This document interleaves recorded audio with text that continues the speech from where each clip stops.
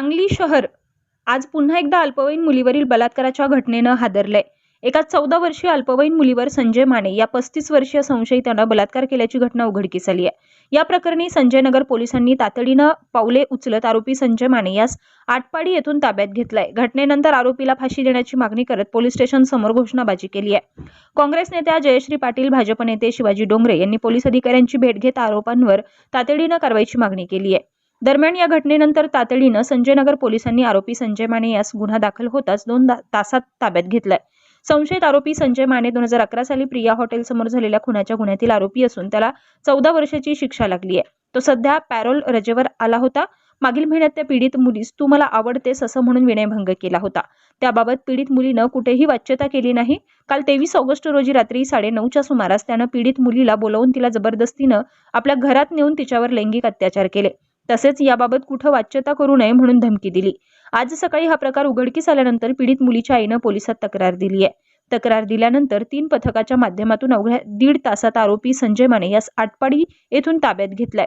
दरम्यान घटनेची माहिती मिळताच स्थानिक नागरिकांनी आणि पीडित मुलीच्या नातेवाईकांनी संजयनगर पोलीस ठाण्याच्या आवारात गर्दी करत आरोपीवर कडक कारवाई करत घोषणाबाजी केली आहे।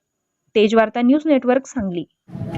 आता सकाळीच आम्ही मूक मोर्चा काढला आणि अत्यंत परत इथे आपल्या इथेच ही घटना घडली। त्यामुळे खरोखर मनापासून वाईट वाटतंय, कारण ही लोकांची प्रवृत्ती आता खराब झालेली आहे। त्यामुळे ह्याला कुठेतरी आळा बसला पाहिजे आणि ह्या आता सगळ्यांनी आपण मिळून याचा लढा पुकारला पाहिजे।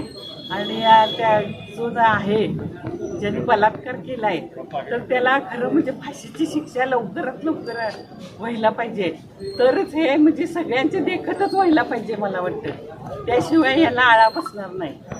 काय आता अधिकाऱ्यांना भेटून आपण काय मागणी केलेली आहे? अधिकाऱ्यांना भेटून आपण आता सांगितलंय की लवकरात लवकर म्हणजे त्याला शासन झालं पाहिजे, याचा निकाल लवकरात लवकर लागला पाहिजे, नाहीतर ह्या घटना अशा घडतच राहणार।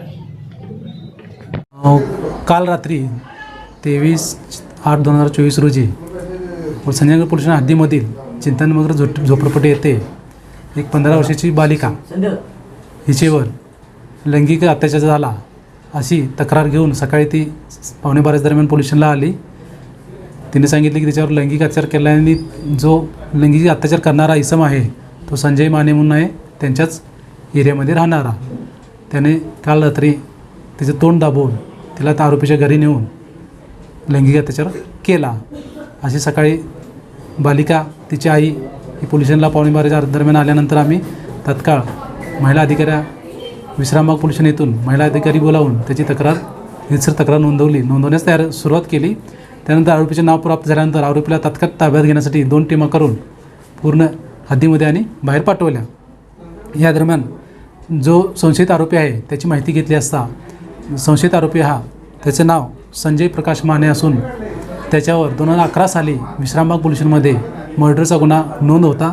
त्या गुन्ह्यामध्ये आरोपीस 14 वर्षे शिक्षा झाली होती आणि तो सध्या जेलमध्ये होता आणि गेल्या महिन्यामध्ये तो पॅरोल सुट्टीवर त्याच्या घरी आला होता अशी माहिती मिळाली।